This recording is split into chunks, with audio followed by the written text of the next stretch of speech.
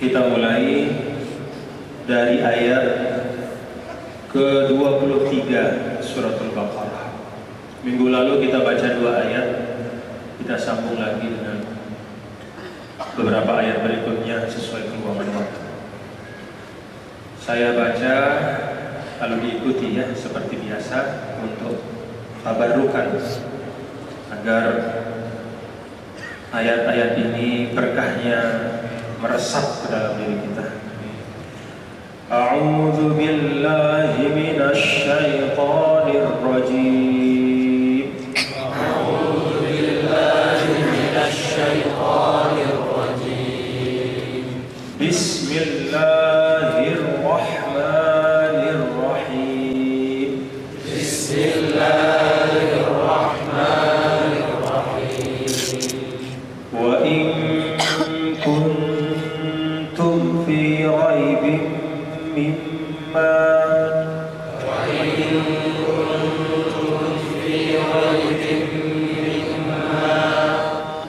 mimma nazzalna ala abdina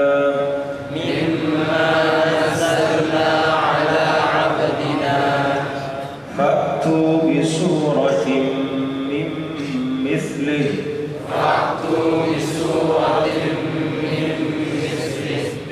wad'u syuhada'akum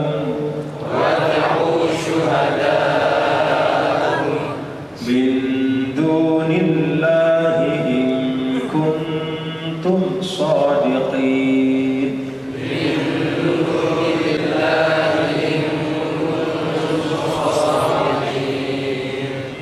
فإن لم تفعلوا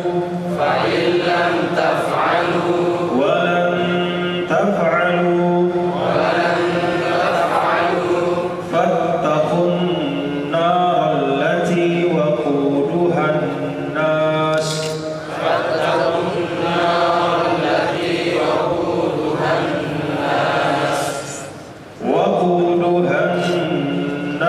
والحجارة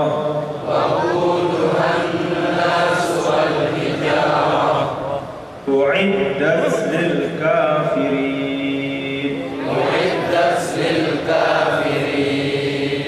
صدق الله العظيم.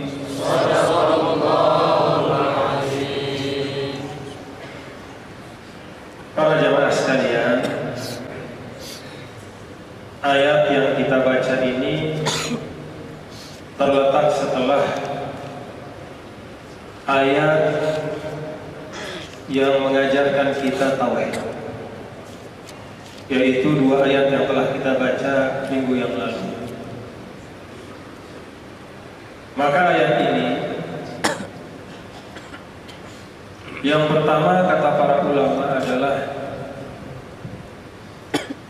ayat yang menyempurnakan hal yang paling pokok di dalam keyakinan kita. Sebelumnya 2 ayat sebelumnya itu tauhid, maka ayat ini adalah risalah. Tauhid dan risalah itulah yang membentuk syahadat kita. Asyhadu an la ilaha illallah, itu tauhid. Wa asyhadu anna Muhammadan Rasulullah, itu risalah. Inilah hubungan yang disampaikan oleh para ulama atau munasabah dari rangkaian sebelumnya dan ayat-ayat. Ada banyak yang lain aujuhul munasabah atau kaitan antara ayat sebelumnya dengan ayat ini dengan ayat setelahnya, dan yang tadi itu adalah min azhari aujuhil munasabah, yaitu hubungan yang tadi itu adalah salah satu dari bentuk hubungan yang paling jelas bahwa ayat sebelumnya adalah tauhid, ayat yang kedua adalah risalah. Maka bapak-bapak dan saudara-saudara, menjadi seorang muslim harus memenuhi dua unsur syahadah, yaitu tauhidnya dan risalahnya. Sehingga apabila ada orang yang meyakini bahwa ada Tuhan yang tidak berhak disembah selainnya, yaitu ada Allah Subhanahu wa Ta'ala, namun dia tidak meyakini bahwa Muhammad adalah utusan Allah, maka dia bukan muslim. Jadi ini dua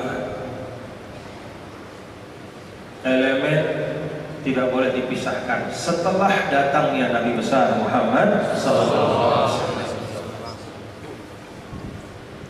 Kalau sebelum datangnya Nabi besar Muhammad SAW,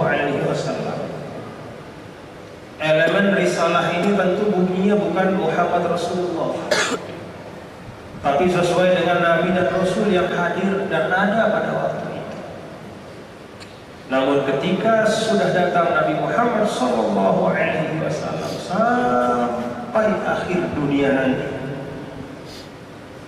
syahadat inilah yang berlaku. Asyhadu an la ilaha illallah wa asyhadu anna Muhammadan Rasulullah. Ini harus jelas konsepnya.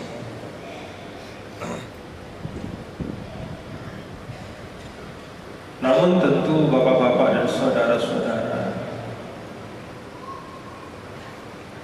kita juga diajarkan oleh agama Islam untuk menghormati yang memiliki keyakinan yang lain. Wajib dihormati, tidak boleh diganggu, tidak boleh apalagi disakiti. Untuk muamalah kita di dunia, prinsip yang diberikan oleh Islam terhadap kita itu jelas sekali. La yanhahumullahu 'anil ladzina lam yuqatilukum fid-din wa lam yukhrijukum min diyarikum an tabarruhum wa tuqsitu ilaihim. Innallaha yuhibbul muqsitin.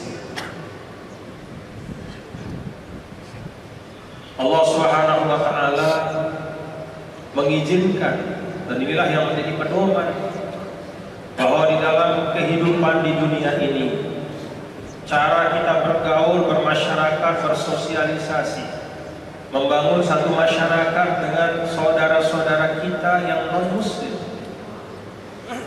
tabarruhum wa tuqsitu ilaihim. Selama saudara-saudara kita yang non-muslim itu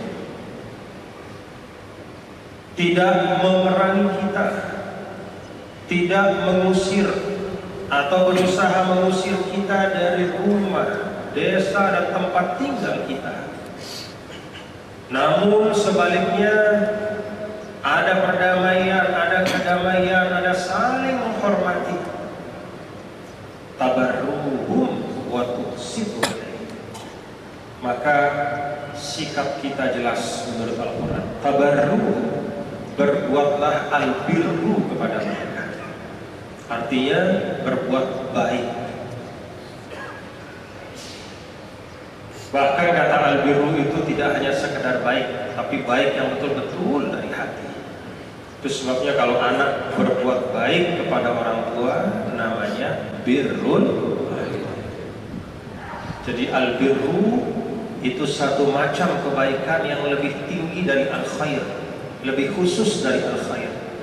Kalau al-khair itu kebaikan secara umum, sedangkan al-birru itu kebaikan yang juga di dalamnya ada kebajikan.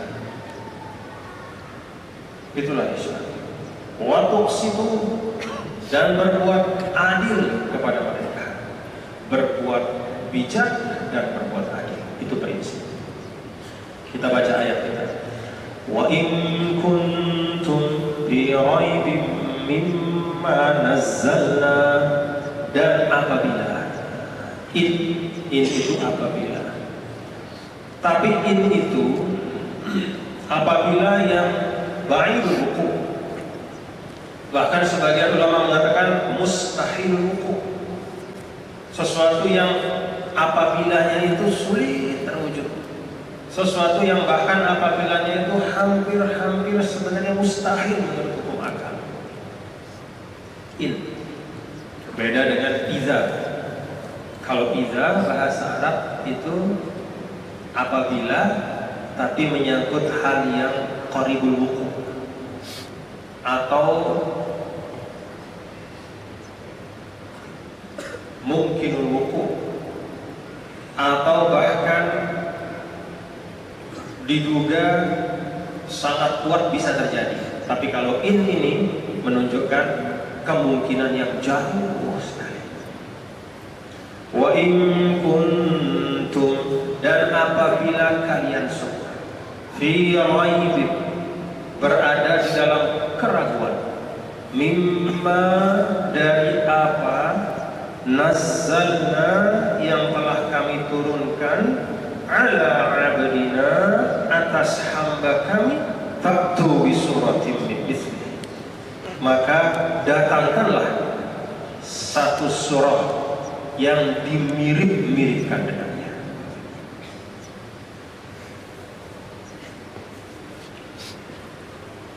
Ini satu bentuk tahaddi, ya, satu bentuk tantangan yang luar biasa.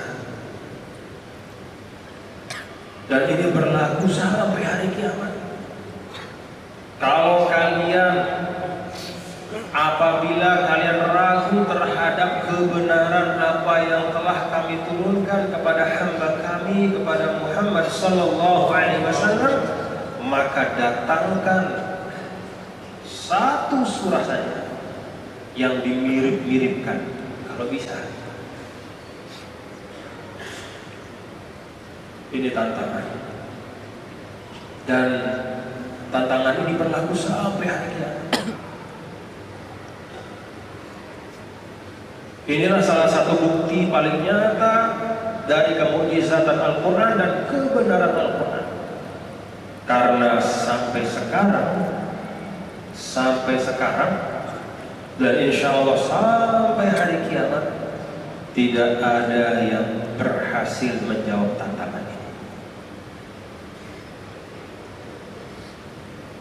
Wa in kuntum, digunakan kata in, seakan-akan Allah Subhanahu wa taala tidak mengatakan Al-Quran itu kalian tahu isinya benar, Al-Quran itu kalian baca wahai orang-orang Arab, dan setelah orang Arab sampai kita semua ini, kita tahu bahasa sangat indah, susunnya luar biasa, penuh dengan kemukjizatan, kandungannya itu juga melampaui zamannya. Al-Quran berbicara tentang hal-hal yang saat itu jauh dan belum terbayangkan akan terjadi. Sekarang satu persatu disingkap, dibuka oleh Allah sedikit demi sedikit. Tapi kalaupun setelah semua tanda kebenaran ini muncul, setelah nyata Al-Quran dengan sepenuh mukjizat ini sampai kepada kalian, tapi masih ada yang meragukan, wa in kuntum, apabila kalian masih ragu, seakan-akan Allah ingin menyampaikan, kalau kalian sehat akalnya tidak bakal ragu, kalau kalian bersih jiwanya tidak bakal ragu, sehingga pakai kata in, apabila yang sebenarnya mustahil.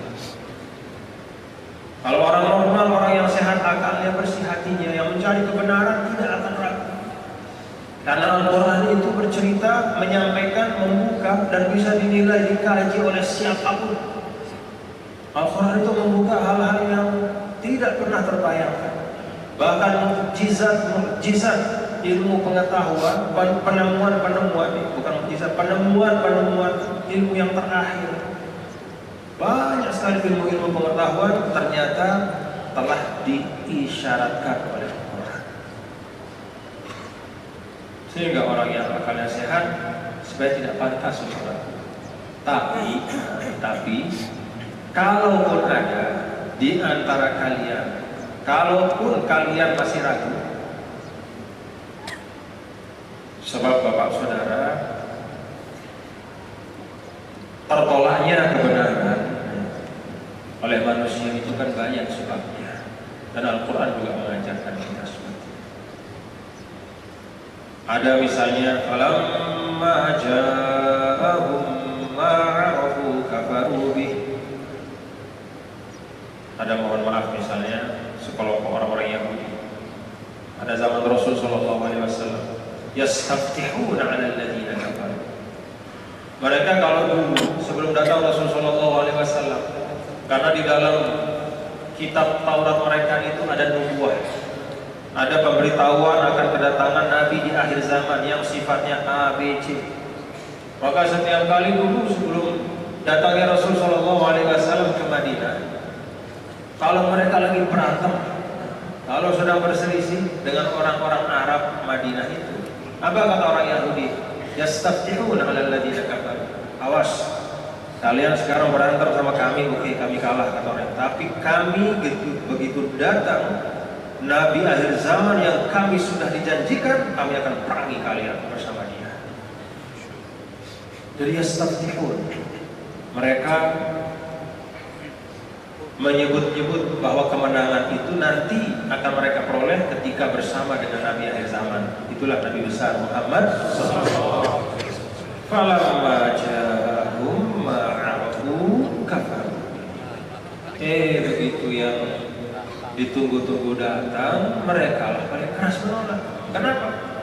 Bukan karena mereka tidak yakin Rasulullah sallallahu alaihi wasallam itu benar, tetapi bagian ayyunazzilallahu min fadlihi ala man yasha'. Mereka kira bahwa yang akan datang akhir zaman itu dari kelompok mereka, dari sahabat-sahabat atau dari golongan mereka. Kan dulu Nabi Ibrahim alaihissalam itu punya dua anak, ada Nabi Ismail, ada Nabi Ishak. Nah, Nabi Ishak ini menurunkan terus nabi-nabi terus, Ishak, Yakub, Yusuf, Ayub, Syuaib, terus Musa, sampai akhirnya Nabi Isa alaihissalam. Itu dari Nabi Isa. Nah, orang-orang Yahudi itu mengira bahwa nanti Nabi akhir zaman itu juga dari pohon turun dari Nabi Isa, anak cucu Nabi Isa. Allah ayunazzilallahu min fadlihi, bagian ayunazzilallahu min fadlihi ala man yasha. Allah memilih untuk menurunkan Nabi akhir zaman dari pohon yang satu. Apa pohon yang satu? Nabi Ismail. Marahlah mereka, ditolak kebenaran ini. Bukan karena dia yakin bahwa Nabi Muhammad ini tidak benar, bukan mereka karena mereka tidak percaya akan kebenaran Rasul sallallahu alaihi wasallam, tapi karena hasadam min 'indi anfusihim, karena ada hasad. Kok dia bukan kita? Kok dari mereka bukan dari kami? Itu faktor manusia. Manusia itu memang macam-macam. Kita doa saja mudah-mudahan kita selamat dunia akhirat. Mudah-mudahan kita disanggupkan untuk menerima kebenaran dari siapapun. Itu sebabnya Nabi yang mulia berdoa, Allahumma arinal haqqa haqqan warzuqna ittiba'ah. Itu dua hal yang beda. Orang Yahudi itu arinal haqqa haqqan sudah, tapi warzuqna ittiba'ah dia tidak lakukan. pada zaman Rasul Shallallahu Alaihi Wasallam. Ada memang orang-orang Yahudi pada zaman beliau juga menjadi sahabat-sahabat yang baik-baik juga ada. Zaman sekarang juga banyak juga orang Yahudi yang kemudian masuk memeluk agama Islam. Tapi kita bicara tentang secara umum pada zaman Rasul Shallallahu Alaihi Wasallam, terutama para tokoh-tokohnya, para ruhban, rohib, orang-orang yang disebut ulama-ulamanya, bukannya dia dulu mengarahkan umatnya untuk segera menerima dari manapun. Yang jelas inilah Nabi dan Rasul akhir zaman yang kita sudah tahu dari Taurat. Yuk kita terima. Alih-alih mengajak umat menerima, justru kemudian yuharrifuna al-kalima an mawadihi, yubaddiluna kalamullah. Ada yang dihapus, ada yang dibuat catatan kaki dan ditafsirkan yang macam-macam untuk mensamarkan dan menghilangkan berita tentang datangnya Nabi besar Muhammad SAW. Jadi pencegah kebenaran itu bagi manusia itu sering terjadi adalah karena hasad. Itu satu. Makanya ini pelajaran besar bagi kita,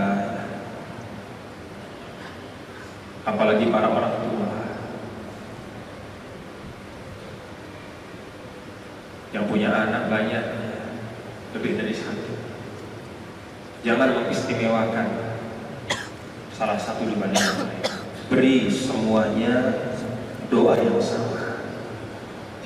Beri semuanya peluang yang sama. Karena banyak kejadian bahwa apa yang tercipta atau terjadi dari keturunan kita itu mungkin bisa jadi tidak sesuai dengan apa yang kita gambarkan. Apa yang terjadi di keturunan kita itu, antara anak-anak kita itu mungkin ada anak yang selama ini mungkin tidak terlalu diperhatikan, tapi kemudian dialah jadi pembela bagi semua keluarganya. Ada yang selama ini mungkin selalu diistimewakan, diperhatikan, dimanjakan, justru menjadi sumber masalah bagi orang tua. Berbuat adillah. Itu sebabnya Nabi kita yang mulia baginda Rasul Sallallahu Alaihi Wasallam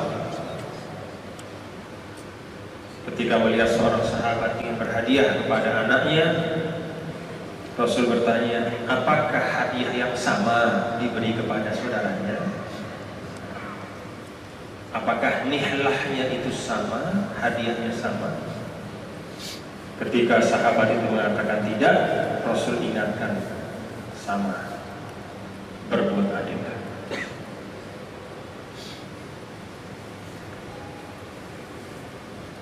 Siapa yang mengira, ini ilustrasi saja, bahwa di antara anaknya almarhum Bung Karno itu yang jadi presiden dan Ibu Megawati? Siapa yang mengira? Dulu ada putra beliau almarhum atau masih hidup ya? Namanya Guntur. Masih hidup? Masih hidup, semoga panjang. Artinya beliau karena laki-laki banyak dianggap sebagai beliau lah yang akan bisa meneruskan. Ternyata Allah alirkan itu kepemimpinan itu kepada seorang anak perempuannya, Megawati. Itu contoh bahwa aliran peristiwa di dunia ini hanya Allah yang tahu. Yakhtassu bi rahmatihi man yasha. Yakhtassu bi rahmatihi man yasha. Dulu juga pernah ada orang yang paling benci kepada Rasulullah SAW, namanya Abu Jahal. Abu Jahal ini ditanya oleh sahabat, kenapa kau tidak mau beriman kepada Muhammad? Apa kata Abu Jahal? Begini, semeton. Ini semeton. Kami ini dari kaum Bani Abdi Manaf.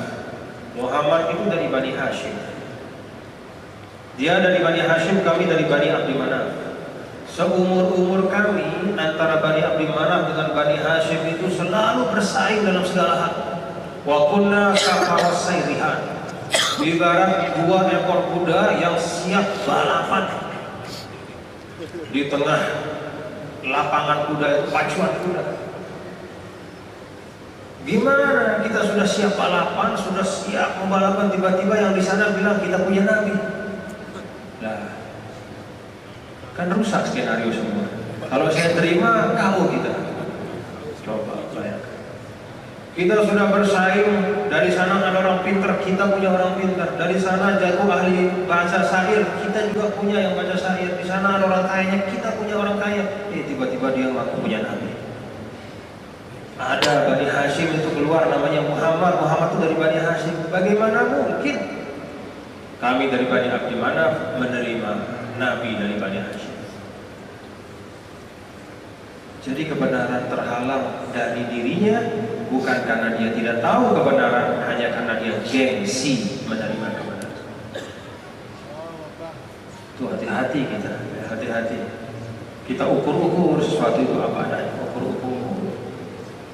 Luruskan niat, pandang sesuatu itu dengan apa adanya. Jangan karena dari sana, bukan dari kita, uang. Oh, bagaimana mungkin saya akan menerima dia? Dia itu kan anaknya si ini kan musuhan terus sama kita dari dulu. Kalau saya menerima dia, berarti seakan-akan kita kalah, tunduk, takluk. Ada nggak yang begitu? Ada.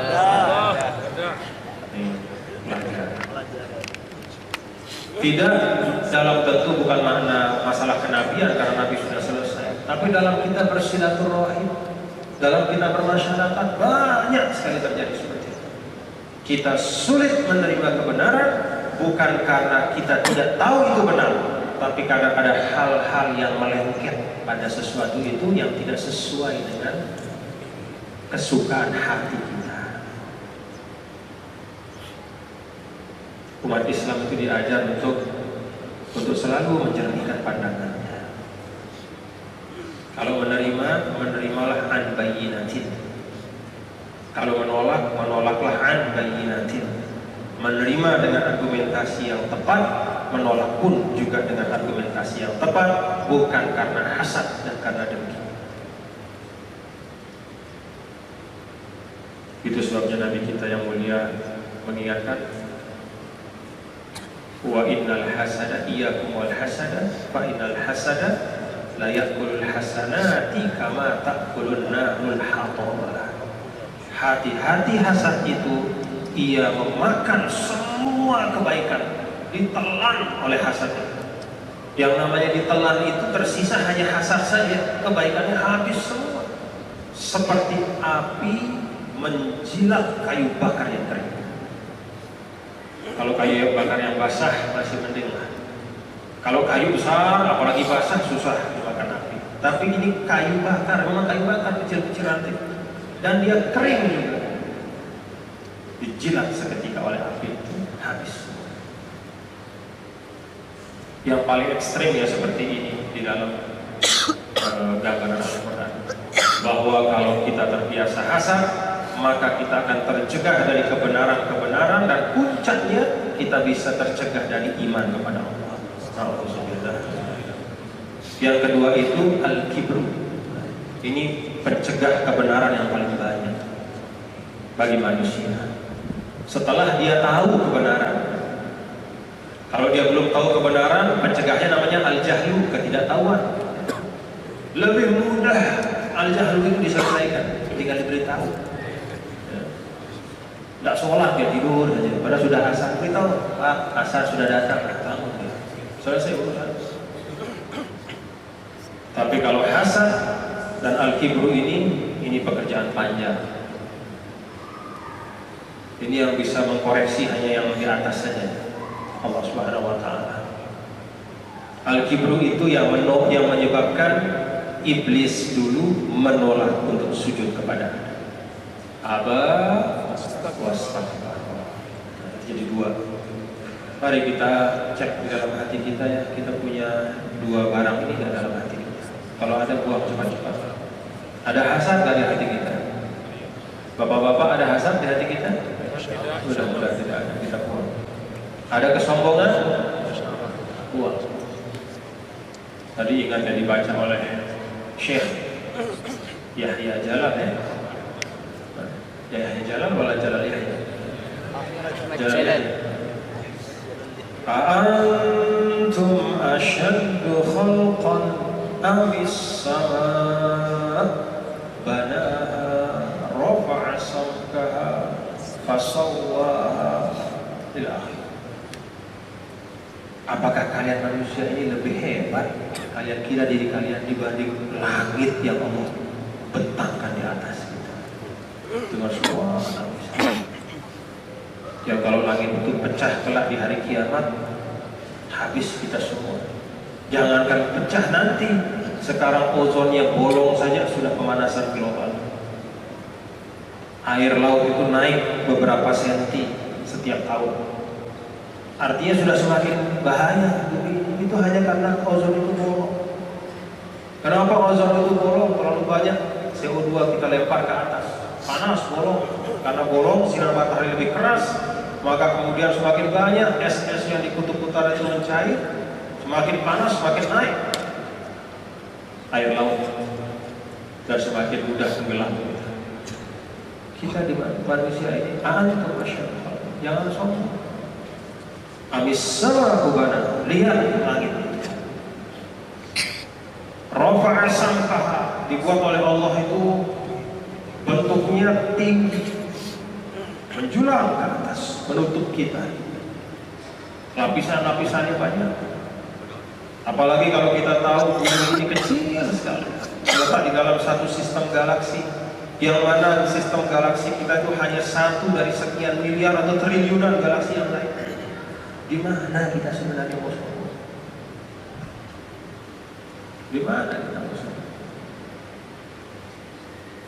Kalau kita jalan di tengah padang pasir, maka kita ibarat satu butir debu yang di padang pasir.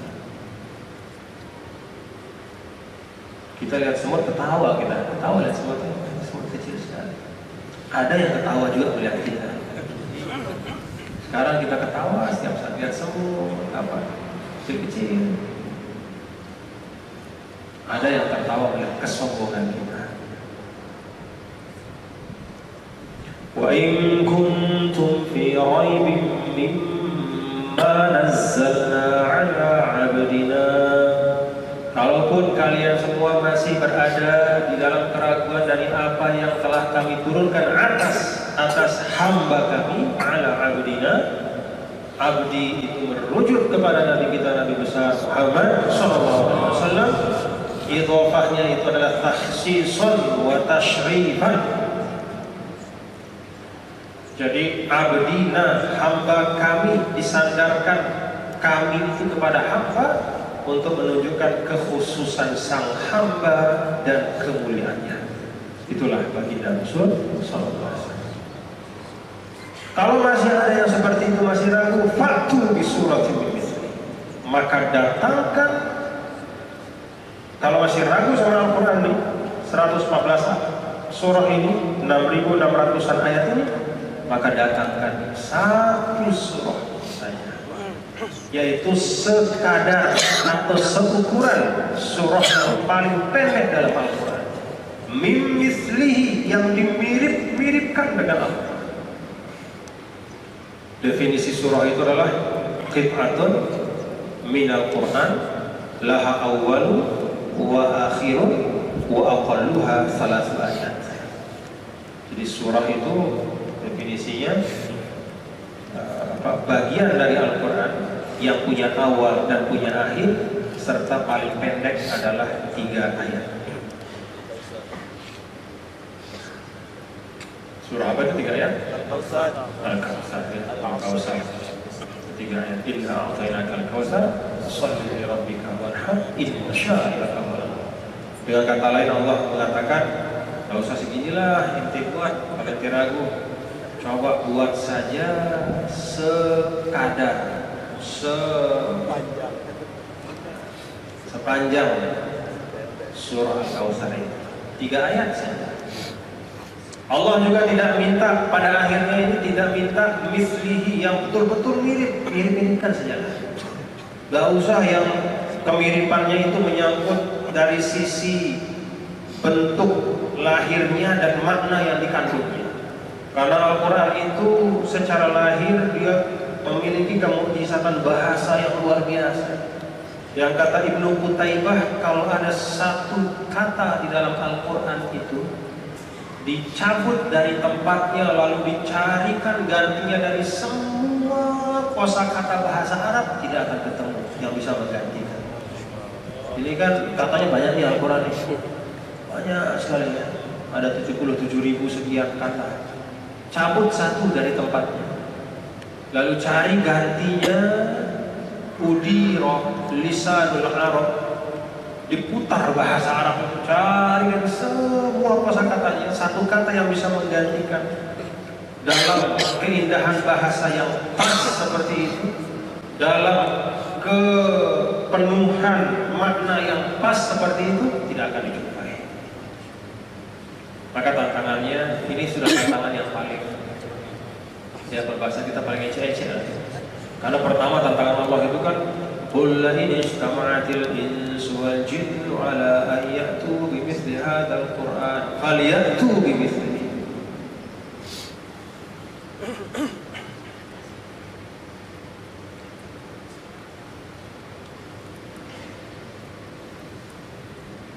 La ya'tuna bimithlihi walau kana ba'duhum li ba'din zahir.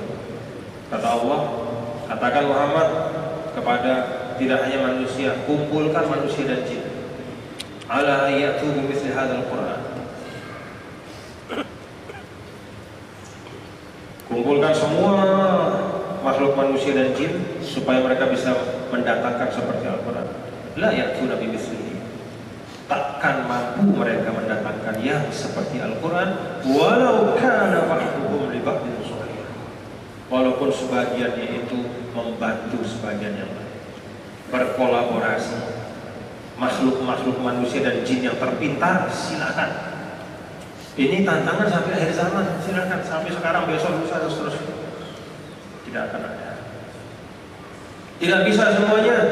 Fa'tu bi'ashri suwarin min mithlih muftarayatin. Fa'tu bi'ashri suwarin mithlihi muftarayatin. Kalau nggak bisa semuanya, oke lah, 10 surah saja. Nggak bisa juga. Fa'tu bisuratin mithlihi. Kalau nggak bisa 10 surah, 1 surah tapi yang persis sama nilainya dari sisi kemukjizatan bahasa dan kekayaan kandungan maknanya. Nggak bisa juga. Nah, datang yang terakhir. 1 surah mirip-miripkanlah. Ya 50% lah.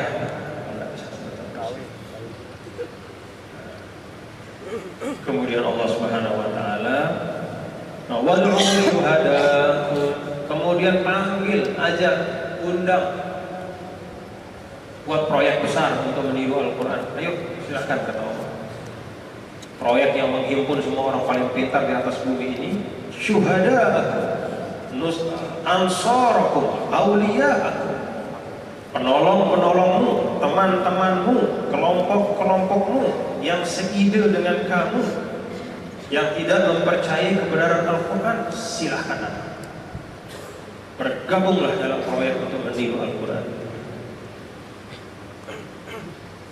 In kuntum shadiqin, kalau memang benar apa yang kalian sampaikan bahwa Al-Quran itu bukan dari Allah. Ini tantangan luar biasa. Tertulis di dalam Al-Quran dan tercatat sampai akhir zaman. Jadi ini bukan tantangan yang dulu dibuat terus sekarang ditanya, saya mau tantangan itu. Enggak, itu dulu. Sekarang sudah tidak berlaku tantangan. Enggak, ini tercatat tantangan. Ini tantangan yang berlaku abadi selamanya sampai hari kiamat. Maka alhamdulillah, kalau kita punya akal yang sehat, punya hati yang lurus, kita akan yakin insya Allah. Yakin. Karena tidak ada satu kitab suci pun tidak ada satu kitab suci yang menyampaikan tantangan se-eksplisit. Kitab-kitab suci yang diturunkan sebelum Al-Quran, ada banyak kitab suci.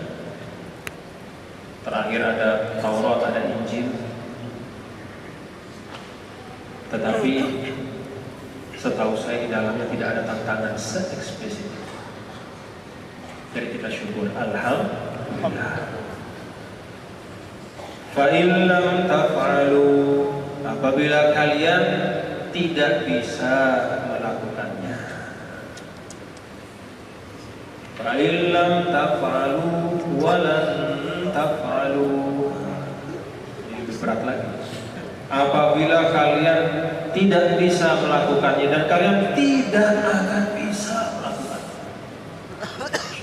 Lanjut takdir, selamanya takkan bisa melakukannya.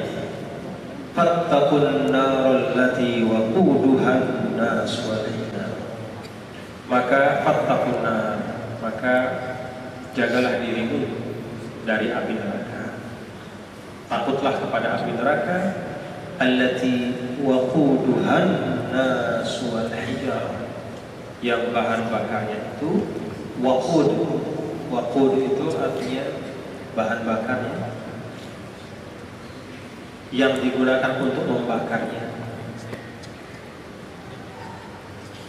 Kalau dulu, zaman dulu kayu, belakang-belakang minyak tanah. Sekarang gas LPG 3 kilo. Jadi neraka itu LPG-nya manusia. itu dia, anna sulhijab. Dalam ayat yang lain, innakum wa ma ta'buduna min dunillahi hasabu jahannam antum laha waridun.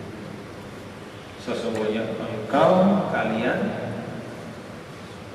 yaitu yang terus menerus mendustakan kebenaran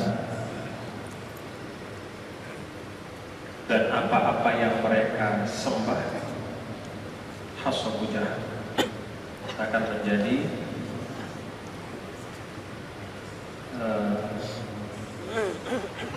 kayu-kayu, ibarat jadi bahan bakar yang ada di dalam api neraka. Nauzubillah. Waquduhan nas wal hijarah, yang bahan bakarnya adalah manusia. Ini anas ini apa namanya, kita kemarin sudah bahas ya, itu ismu jam'in dari insiun, tapi di sini tunjukannya tentu mengarah tidak kepada semua, karena kita termasuk nas juga. Jangan, insya Allah mudah-mudahan kita tidak termasuk yang nasnya. Jadi ini adalah ismu jam'in, tapi tunjukkan maknanya itu tertentu, yaitu yang sebelumnya.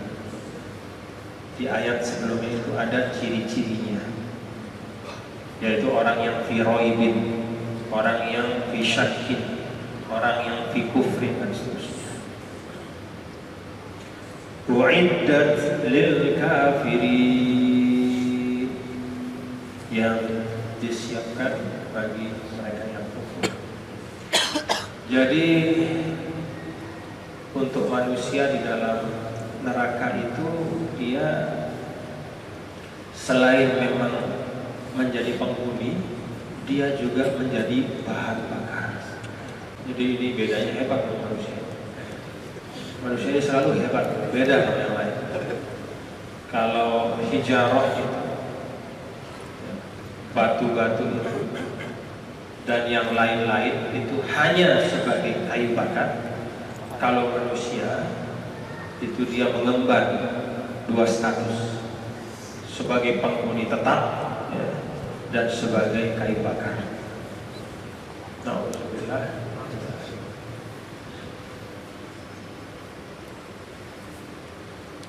Jam berapa ini? 20. Cukup ya? Baik. Terima kasih. Jadi ini dua ayat yang paling utama di dalam dua ayat ini. Pertama, isbat bahwa Al-Quran itu min indillahi subhanahu wa ta'ala. Jadi ini mengokohkan bahwa menjelaskan, yang menegaskan bahwa Al-Quran itu adalah memang diwahyukan oleh Allah subhanahu wa ta'ala sebagai mukjizat bagi Rasul dan sebagai petunjuk bagi kita semua. Kemudian yang kedua, di dalam dua ayat ini juga ada penegasan bahwa kemukjizatan Al-Quran itu takkan terbantahkan sampai hari kiamat. Tidak ada seorang pun, sekelompok orang, sekuat apapun, sehebat, sepintar, secerdas, sekaya apapun yang bisa menandingi Al-Quran dengan mendatangkan yang serupa dengan Al-Quran. Tantangan ini berlaku selamanya, selama-lamanya, tidak ada batasan. Kemudian yang ketiga dari apa yang kita bahas tadi, bahwa seterang-terang kebenaran, bahkan ibaratnya kalaupun kebenaran itu seperti cahaya matahari di siang hari yang jernih tanpa awan, tapi tetap saja banyak atau ada orang-orang yang tidak bisa menerima kebenaran. Faktor-faktor yang menyebabkan manusia tidak menerima kebenaran, pertama adalah al-jahlu wal jahalah, kebodohan. Ajarkan supaya dia tahu. Yang kedua adalah al-hasad, ini penyakit bahaya, karena biasanya kalau al-hasad ini diiringi dengan jahlun murakkabun, dia sangka dia itu tahu padahal dia tidak. Ini susah. Kalau orang merasa dia memang tidak tahu, maka mudah diberitahu. Tapi kalau orang merasa dia sudah tahu, maka susah untuk diberitahu. Sebab yang ketiga adalah al-kibru atau kesombongan. Nah, kita berharap, berdoa ya, untuk kita dan semua yang ada, untuk kita membersihkan diri kita, hilangkan kejahilan dengan cara thalabul ilmi, belajar, hilangkan hasad dengan menanamkan tawadhu, rendah hati, kesiapan untuk menerima kebenaran dari manapun, buang kesombongan dengan mengembalikan semua nikmat kepada Allah Subhanahu wa ta'ala. Kalau kata ulama, salah satu yang bisa membentengi kita dari kesombongan adalah al-iktsaru min syahadati tabarri anil hauli wal quwwah. Memperbanyak membaca syahadat pembersihan dari kekuatan dan daya kita sebagai manusia. Apa syahadat itu? La haula wala quwwata illa billahil aliyyil azim. Ini kata ulama adalah preventif supaya kita tidak menjadi orang yang sombong. Jadi ini yang disebut dengan syahadatut tabarri anil hauli wal quwwah, yaitu persaksian kita melepaskan diri dari kemampuan dan daya kita. Artinya kita kembalikan semua kepada Allah. Kita dapat sesuatu, la haula wala quwwata illa billah. Kita menerima sesuatu, setelah kita mengucapkan alhamdulillah, la haula wala quwwata illa billahil aliyyil azim. Selalu terus perbanyak baca agar kita jauh dari sifat kesombongan. Karena bacaan ini adalah ibarat kita membersihkan, memandikan diri kita dan membersihkan diri kita dari benih-benih atau bibit-bibit perasaan bahwa kita punya kekuatan yang hebat, punya daya yang hebat. Bersihkan. Seperti kata Tuan Guru Abdul Aziz tadi, disabun, bersihkan. Kita perlu terus membersihkan diri kita. Nah, itu beberapa hal yang dapat kita ambil.